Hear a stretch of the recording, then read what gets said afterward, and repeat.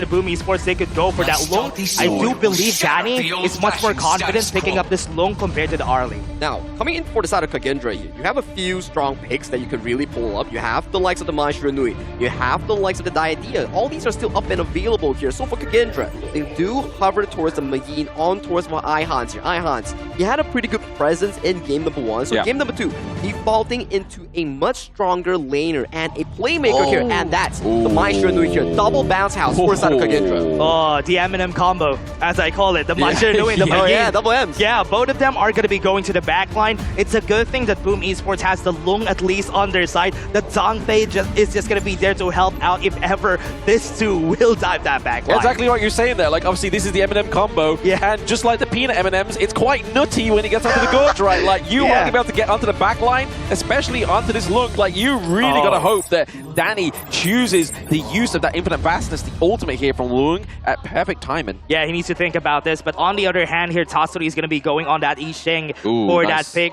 Having that passive really will help. And also, one of the things that I love about the Yixing Maestro Nui matchup is that he doesn't get killed a lot by the Maestro Nui, because most of the time, when Maestro Nui wants to kill her, the passive is up. And you talk about like having passive, having like survivability for the side of Boom Esports, sufficient peel coming in from Draw Zhangfei, and double bailout coming in from the Lung and also the Yixing here. But look at Kagendra.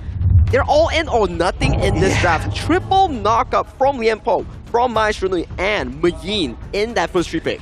I was kind of expecting a Yu-Huan for the side of Boom Esports. They pick up the Yu-Huan for themselves, get the Zoya, then they have at least an easy combo to pull off here, especially against that very aggressive composition that Kagendra has drafted. Yeah, exactly. It's very aggressive, right? Like, especially access onto the backline, which when we're looking at what Boom has right now, is that's where your damage is lying, right? Like the Yixing as well as the Lung. If you have 3 heroes trying to get on top of you, that's going to be a hard kind of a matchup to try and basically deny. So really here from Boom, we need to see some more CC, maybe some kind of like single target CC from a front line. Yeah, and I think they do need a lot more DPS here for the team, because they already have the crowd controls on their side. That's why from the side of Kagendra, I like the Charlotte ban, because that could actually fill up the gap in where the damage is going to come from the side of Boom. Yep, Boom do have a lot of bursts in the form of Danny on that lone Aoyan that we talk about here. So those flaming powers will hit exceptionally hard if he can find the backline here, because we know Long as a hero, yes, high burst damage, but dealing with tanks, not the greatest suit here for Long. Yeah, and that's why for now, Kagendra, the idea here, they could even go for a tank here on their side. I think an Ogren could actually come out here for the team, and it will still make sense because there's somebody helping him engage. Because there's 3 people. There you go. That's why I called it, because there's 3 people who's going to engage for him. Oh, absolutely. You can use that Path of Passage, obviously, to just kind of glide your way into an already kind of like open door, right? Yeah. Like, you're going to have Mayin having a field day. You're going to have that Tremor Smash come from the Lianpo, and then that's it. Weeraw just gliding through with the Ogren just to do that damage, because yes, he is a raid boss, but when you see these post-game analytics, you'll see that obviously Weeraw can do a lot of damage as well on the Ogren. Now, Boom Esports, do they go for their signature Jing Liu Bang combo here? It's still one of the things that they could go for, but this Yao, it usually goes towards a Miggy here, because I've seen Miggy pick this Yao clash name for himself on his streams. He picks this whenever there's a Mayin on the other side. Yeah, he always picks that up. I was kind of expecting the Agudo coming in from Boom Esports, but I was really thinking about a different marksman. A Direnjie could actually have a better combo on that Agudo, but they're going to be pulling the guns here very early game number 2. I think it makes a lot of sense, right? Whereby Boom Esports, you have a solid front line in the form of the Zhangfei, and pairing of double marksman here, Downey does the burst damage, and the side of Carl on the Agudo. Recently, we've been seeing a different build on the Agudo. It's Sparks Forge Doomsday into the Daybreaker here. So he acts as a secondary carry in towards that early to mid phase. Yeah, I mean, he's going to be relying. I mean, will we see that kind of itemization come here from Boom, though? Because at the same time, like, they only really have the Zhangfei. So in terms of their front line, if they are able to run that Zhangfei down, which obviously could be a bit of an issue here, for the side of Kagendra, because obviously in terms of the damage, you're really looking at kind of like committing heavily with the Mai Shiranui. In terms of range, you only have Lanfang on this Consort U to do the damage onto the Zhangfei. Yeah, the Consort G is also such a good counter against the Lung. Just one protecting wins, and almost if he drops a Flaming Palm at that timing, you will not have any damage anymore for Danny. But I like how Blam mentioned regarding range, right? If you see towards the side of Kagendra, a lot of engage, but if the first engage doesn't coming into this game number 2. Yeah, that's going to be the idea here for their composition, right? But what I'm thinking here for the side of Boom Esports, they're going to be sieging a lot more. They're not going to be taking those fights. I do believe Kagendra is going to be forcing those fights a lot more in this game. They could be. I mean, they have to, right? Like, they have to make sure they either get in the pickup onto the Yixing, get in the pickup onto the Lung, and then just kind of just open that team fight for themselves. Yeah. If not, if they start to lose a little bit of their front line, because we see that Danny got online a little bit early, gets that Eternity Blade pretty early on, that could be an issue here for the side of Kagendra as well. And I'm very interested to see what Danny will be building on that Lung here. We've seen the trying crit build on the Lung, where you go Eternity, Shadow Ripper into the Daybreaker. That's the core build if there's a lot of tanks on the enemy team. Or you go for the traditional one with the Master Sword, Starbreaker, and also Eternity Blade. Really burst down the back line here. But that's all to answer in the game itself. This is game number 2 between Boom Esports and Kagendra. Will Boom Esports come back from that deficit of a 0-1, or will Kagendra push it towards series point? Boys, take it away. That's definitely the question that needs answering here for Boom Esports. Will they be able to get this game number 2, or will Kagendra take it home and make it hard for Boom Esports? I mean, it's going to be a difficult one if Kagendra get this to 2-0, right? We've already alluded to the fact that if they do get 2-0 here, Boom have a big staircase to climb. But at the moment, that pressure being put onto the side of Boom, once again, taking away those boars. We saw the same thing from Senko in game number 1. Yeah, and we have seen it. This is going to be the pressure that they want to do. Boom Esports did this against Kagendra a while ago when they had to pay Byron, taking out the Firehawk on the top side of the map. Right now, Kagendra is putting up the pressure. At least he was able to steal away the Spike Tail, right? Yeah. I mean, that's it. Danny got the last hit there, so giving that back. So trading the boards for that means that you can see here already that Boom are kind of already still cemented a little bit of a lead with that 400 gold. Equalizing it again. And I love that Mickey has this pocket pick on his hands, right? The Yao against the Magin. Look at how he has advantage in the lane on that matchup, even though usually we see the Magin having no losing matchups, right? Yeah. She's generally like one of those units that can kind of stand alone, but when you start to put pressure on there, which we're going to be seeing from obviously Carl and Miggy doing that kind of like 2v1 kind of gameplay to top side of the map, is potentially where the open door could be here for Boom. Yeah. Will it be love? That is the question here for their side. Kagendra, they are going to be taking this. Right now, they're just taking out the mid lane here for Carl, just getting that extra XP, even for reroll here for the side of Kagendra. So this is going to be what they're doing for now. Yeah, just tip for tat into the mid lane, right? Just making sure they're trying to get some kind of pressure created here at the same time. But it is obviously ultimately going to go over to the side of Boom there with that gold lead once again. But there, obviously, first match of the day, Senko wants to beat Boom Esports so he can feel more confident going into this tournament. It's time for El Maku to soar towards playoffs. Yeah, and we are seeing it right now. They already got their first win, so maybe they're already halfway there on what they want to do here for the side of Kagendra. But right now, Boom Esports is not going to let them take this game number 2 that easily for sure, because they are just really just stabilizing the game, not really letting Kagendra have those engages at this early.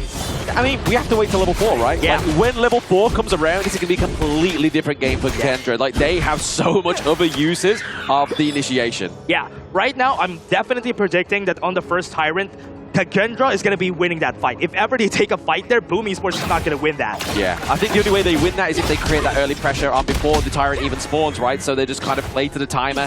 They get the minion wave wiped out first, and then they go for the Tyrant. Maybe even get like a pickup onto Lampang on the console U. Yeah. Right now, onto level 4, we're waiting for Ihans and Senku to find those kills. Right now, Weeraw is just getting a help here from Senku on those objectives. 50 seconds on that first objective, and that is definitely where we're going to see our first fight. Oh, yeah. It's the calm before the storm, right? But at the same time, you've seen this buddy system come through from Senko, Weeraw, as well as Lu. They're looking like a unit, man. Like, that's not something you want to be running into if you go into the wrong bush. Yeah, when you run into them, you're definitely not going to survive that. No. And this is what they don't want to do. That's why Boom has been very cautious of moving into the brushes, because anybody could be there, and just whoever like is there, you're going to be dead. Yeah, exactly. There's a lot of paranoia, a lot of anxiety onto the side of Boom Esports. Yeah, we're seeing it right now, Boom Esports. They're definitely seeing Lu here. They're going to be getting the knockback onto the guy, but he's not going to be dying for sure. Yeah, he's a Liam Poe, man. He can just literally, he can walk into any brush and be like, you know what, I can walk away, guys. Yeah. It's fine, don't worry about me. Yeah, you won't be able to kill me. Yeah, I mean, they were kind of hoping that Senko was going to come into that brush, right? You can see what Boom was doing, but at the same time, they're playing these side lanes very much to a equal footing between these two teams. Yeah, and you can definitely see how fast iHands has been here on the lane already, onto the mid lane just to put the pressure on the other team. Right now, they're trying to put space on both of the sides. They're kind of pushing back away the members of Boom Esports here, but Boom Esports has the space. Whoever takes this wave on the mid lane will get the space for that Tyrant. It's a good point you made there. Obviously, the waves are crashing in naturally at the moment. The ball has been committed here. Catching, obviously, Longfang into the back line there, but it's not going to be able to kind of guide in onto the back line access here. Obviously, we're using the fur ball to drive away Weero on this Ogren, and looks like it's going to be an easy Tyrant here for the side of Boom Esports. Smart use of that pressure here for the side of Boom Esports, but Kagendra is already on this side in order for them to take the objectives here, but they are still going to be stealing it. But the topside tower, will it get taken down? Yes. So that is an Azure buff taken down, and also on the top side, a tower for that Tyrant. It's a healthy trade, right? Like, if you take away a T1 top side of the map, if you take away that Azure Golem from a pick like Carl onto the Agudo as well, right? But if Boom doesn't do anything with his Tyrant buff, like get some kind of kills onto the board, that's definitely giving the trade of Kagendra in a little bit of a later understanding. Yeah, that's a big loss for them if ever they won't be able to find the kills here. I think one of the good things about that, though, just thinking positively, optimistically about that, is that at least it's not on Kagendra's side. Because if Kagendra gets it, they're going to fight the kill for sure. Oh, sure. Yeah, absolutely. I mean, they've stolen away. Maybe they've delayed the inevitable a bit here by the side of Boom Esports. But they need to create some pressure, right? Obviously, they need to try and kind of like hinder this pressure that Kagendra is obviously made in top side of the map. Boom maybe need to do it in the opposite side. Play the map at 50-50. Yeah, you can see Venomous Staff already built here by Tatsuri because he knows that Weeraw is going to be regenerating a lot in this fight. Right now on the top side, this is going to be what Miggy's going to be doing, right? Pressuring Ihans, forcing the flash away. That's going to be one down, and now they have space to take down the tower top side because everybody from Boom is already there, and Kagendra is going to take the bot side. At least a bit of a half-map trade. Yeah, hopefully the Boom Esports know that obviously Ihans is now a little bit more susceptible to a gank now, because obviously they don't have the flash there, but at the same time, Miggy goes down to the bot side of the map here, just trying to deny that T1 takedown. That is a good reaction from them, though. The teleportation circle usage just to go to that bot lane. But I do think Kagendra is still going to be going there, and that tower is going to be taken down for sure. And with the pressure added, Kagendra is also on the bot side jungle here of Boom Esports. They kind of always keep in check at Digi as well, right? Like you saw there, Senko was just trying to kind of just use that. That was close. The Shiranui just to kind of just keep check of where Migi was going to be, because obviously if they don't know where he is, he could gain access onto that console U, which could be trouble here for the side of Kagendra. Miggy has a lot of damage though. That is very scary. Lanpong is in danger, but now we're all gonna be knocked back. But no kills just yet. No kills at all. I mean, this is a very different kind of game we're seeing here. Dash, like, no kills on the board, but there's been a great sense of macro gameplay here by the side of Kagendra. Yeah, seeing them slowing down here for their side, this is going to be a struggle here for the team. Right now, Kagendra not finding those early to mid-game kills that we're kind of expecting. The game is still at a standstill, at a 0-0. I'm pretty surprised that this is happening this game. I think Kagendra just wait for that moment, right? They've got to level 4. They just need to make sure, like, right, okay, let's get everything that we need to get that team fight that's going to completely devastate Boom Esports. Yeah, even though the jungle also has been going to the Kagendra side most of the time, it's still not enough for Kagendra to get the advantage when it comes to the gold, because right now the gold is still stabilized at this point. 50-50, absolutely. I mean, that's the problem though, right? Because if your gold is 50-50, all it takes is one bad team fight or one good team fight if you are the victor. But now we can see that Tremor Smash being committed into the back line, but Lou looking pretty low. Yeah, they're going to be going for it. Lou, look at this. Boom Esports is going to be looking for the fight again, but this is still not going to be happening. 40 seconds on the clock, the Tyrant's going to be coming in. I feel like I'm just being teased, man. Like, it's like, hey, just give me a kill, give me something to be excited about. Like, let's stop having this tit for tat. Yeah, right now they're going to be using the board just to push away the members right here in order for them to get the space. T1 tower is going to get taken down. Nice. That's big for Boom. Big for Boom, exactly. That's the first turret they've got to take down there, but obviously reciprocated down to the bot side, already creating much great pressure here. Great tower in the bot side has been taken down too. At least now, the space on this objective is going to be on Kagendra's side because the minions are pushing to the side of Boom Esports here. Yes, I mean, just creating, obviously, just flowing through, just making sure it's just continuous for the side of Kagendra. They're able to kind of just maybe try and edge their way in terms of a gold lead, but still, no first blood on the board. Yeah, Ihans, Biggie having his tussle on the bot lane. Still nobody has been finding the skills even though they're trying. But the place here onto the objective Tyrant.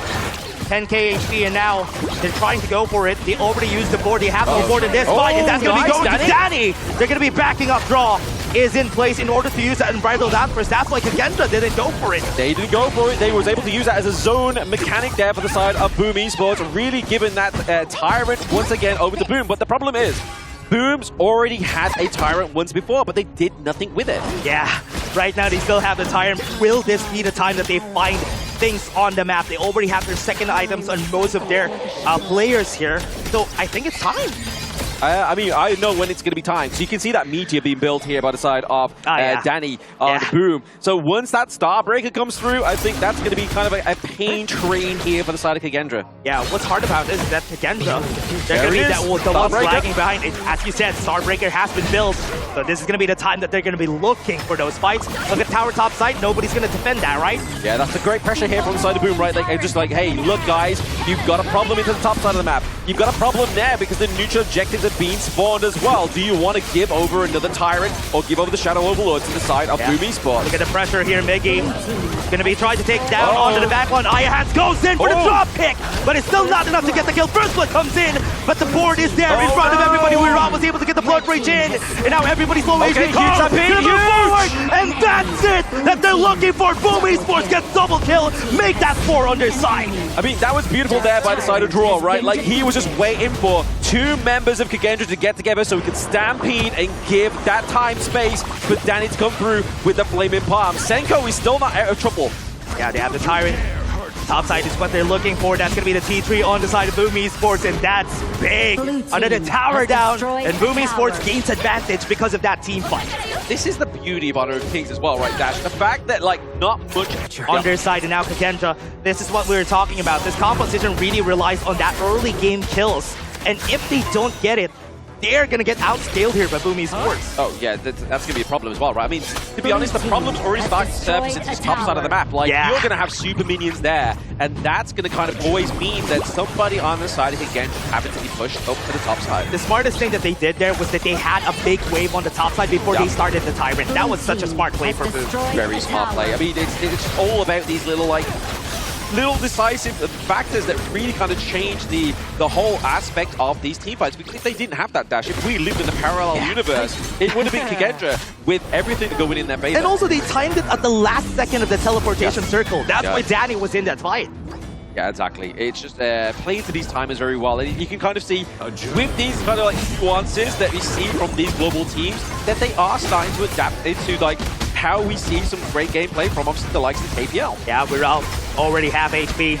Even on that Overlord, they're going to try to go for it, but Weird is going to be putting pressure. Still going to go to this side. The backline is going to be looking at it. The drop kick is going to be there, but the unbridled outburst gets 3 people. That's why they weren't able to go in for the fight right there. They're going to be backing off. A lot of people are half HP. Senku's looking for the fight, but it's not going to happen because Boom says no. Yeah, I think this is the best situation for both these two teams. For Boom, they got the Shadow Overlord, and they didn't lose a single member of their team. Whereas Kagendra, they lost everything, but they didn't lose anybody as well. So it's still been able to kind of create that great defense. Yeah. Question is where they're going to be putting that shadow path. They're going to be taking their time, waiting for that next wave. I definitely am looking at that bot lane. Okay, there you go. Shadow path is going to be on that farm lane. 50 seconds on the objective, but Kagendra, look at what Boomy's doing. They're looking for a fight while the Shadow Vanguard is walking to the bot side. Exactly. They're just walking their dog in the park, right? They'll say, hey, don't mind us. We're just kind of having a nice Sunday stroll here. Just make sure you don't leave your turret left alone in that mid lane, but okay. Ford is going to be getting 4 people right here on their side. The takedown on the back line. They got double kill already. Boom Esports, but here it comes. Senku tried, but that's a passive pop by Tatsuri, and that's such a big ultimate, and now this is gonna be it. Game number 2 goes to Boom Esports. What a didn't have the most comfortable of games because he was always man-marked by Migi in those team fights. Oh yeah, and that's why it was really hard though. I mean, even Lanfang, the mid-game composition, and you don't get it going, you have the risk of your opponents outscaling you towards that late game department here, and it's exactly get away. Yeah. Because they know that once they get their items anyway, we can win the... There as well, obviously, just looking at those differentials. But it's going to be Danny here with the MVP, not getting caught a single time. But I can imagine the damage he has been able to deal because of the amount of tanks that was on that team is pretty